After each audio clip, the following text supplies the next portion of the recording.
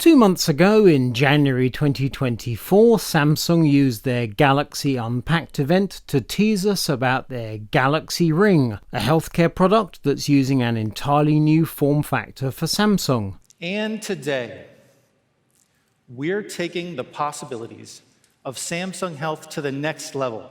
We've created a powerful and accessible health and wellness device here to change the shape of future health like only Samsung can.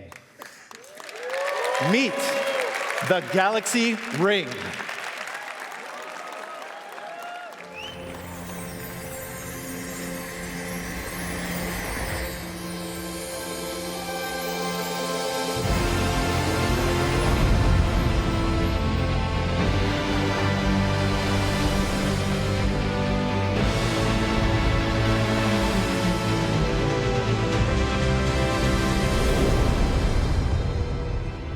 And then last month in February at MWC, Samsung showed us the Galaxy Ring, albeit under glass, and it looked rather much like this. However, this is not a Samsung Galaxy Ring. This is an Oura Gen 3 ring, and I happen to have bought this back in June of 2022. And I have a second Gen 3 Oura because it was replaced very recently under warranty. So I own two Ouras, albeit this one is essentially dead. And that means I feel I have some insights to offer you about Samsung's Galaxy Ring and also the rumoured Apple Ring. And you might wonder, why would anybody buy a fairly expensive wearable in the form of a ring when you can already buy watches from the likes of Apple, Samsung, Garmin and many other companies? And those watches have a number of functions. They do health tracking, they can do ECG, they can check the oxygen levels in your blood, they can also act as a sleep tracker, and of course the watch has a screen, and that means you can use it for email and message alerts. And a ring can perform some of those functions but not all. The health side of things it has covered. Alerts and email, not a chance. I noted at MWC apparently the Galaxy Ring will be able to handle payments, so presumably it will be connected to your credit cards. You'll tap that against the payment pad rather than tapping your phone, and certainly that is easier than that. But in the great scheme of things, it's a detail. The major difference between a phone, a watch and a ring is that your phone may or may not be on your person at any time. So for example, if you're monitoring steps, a phone can do a good job of that if it's in your pocket at all times. For some people that's true, for many people it is not. Here for example is my steps monitoring before, during and after CES of this year. As you can see, I walk a lot at CES. However, it is not clear from that data whether it was accumulated from my phone or from the Oura. And truth be told, I'm not certain myself. I think that came from my phone. One area where a ring has a distinct advantage over a watch is that most people charge the battery of their watch overnight and they don't necessarily want to wear a watch at night, whereas a ring has a battery that lasts for about a week at a time, which means you can wear it at night. Also, it's very light. This weighs something like 3 grams, and the new Samsung ring looks to be very similar. I would guess the Apple ring, as and when it comes to pass, will be the same. So you can use your ring at night for sleep tracking. And so we see Leo's typical data. My resting heart rate 63 beats per minute. I've got a respiratory rate and also my heart rate variability. I haven't got a clue what those mean. And my body temperature 0.1 degrees below typical. And you will note sleep tracking. This is of interest to me. I can't say it's of critical importance, but it is something I did not previously know about myself. And what I've learned over the last couple of years, as with most people, is our nights fall into two parts. We tend to be fairly much awake at some point during the night, even if we think we're asleep. And when I wake up and say I haven't had a dream and I've just slept like a log, according to my ring data, I've actually been more or less awake a few times each night. But that's a little like looking at a weather forecast at the end of the day. In other words, I'm being told what the weather did during the day.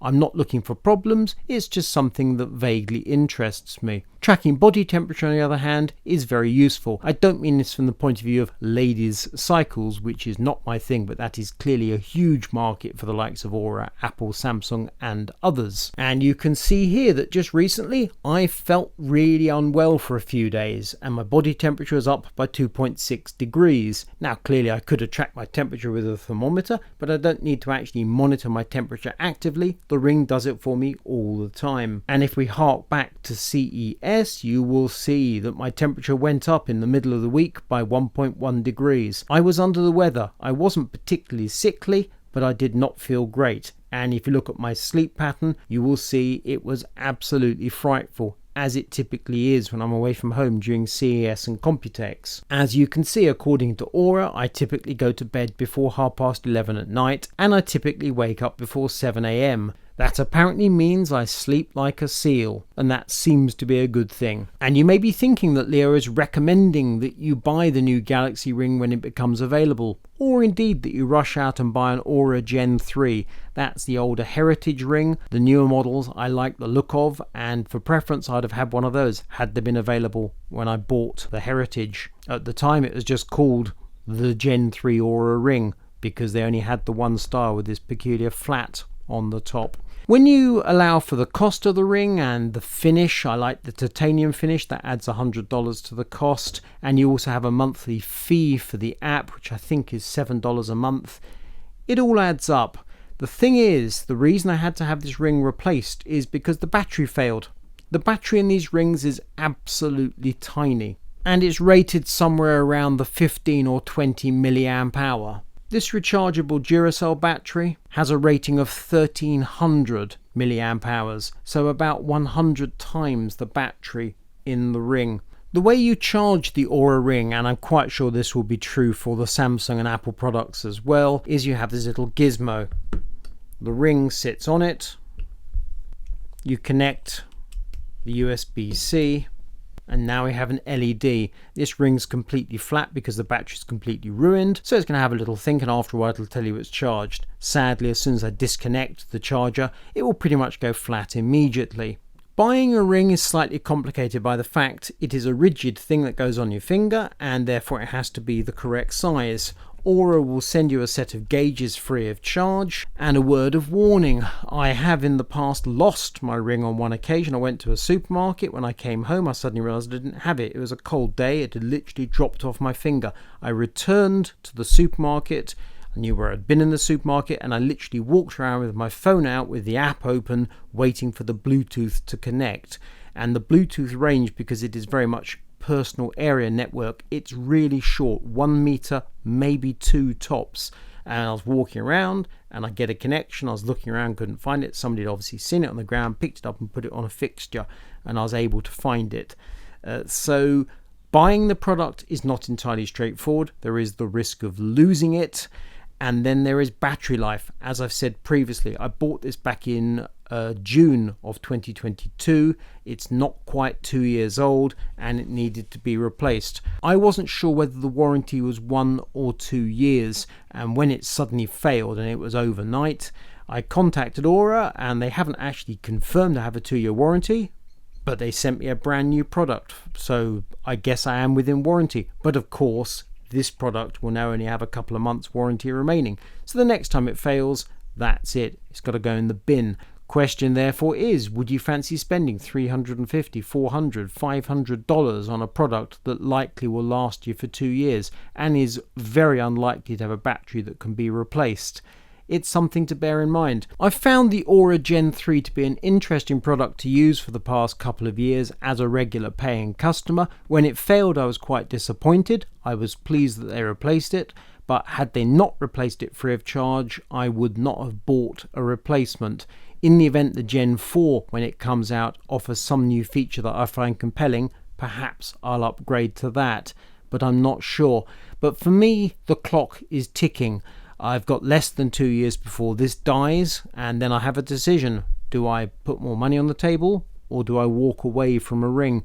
The idea of switching from an Oura to a Galaxy Ring for me would make absolutely no sense, because I cannot imagine the Samsung product will be significantly different to the Oura. When Samsung launches their Galaxy Ring later this year, I recommend you bear these few points in mind. 1, you're going to have to size the product to make sure you get the correct fit of ring. 2, battery life. Factor in a life of 2 years and calculate the cost on that basis. And 3, you want to check whether there's a cost for the app or monthly support. Owning the Oura Gen 3 for me has been a very useful experience, because I have data that shows that foreign travel, ruined sleep for an entire week, raised body temperature when I pick up some bug, and then traveling home in an aircraft don't suit me in the slightest. And there's science behind that. It's not just me feeling a bit delicate. It genuinely makes me ill, and I have the facts and the figures to prove that point.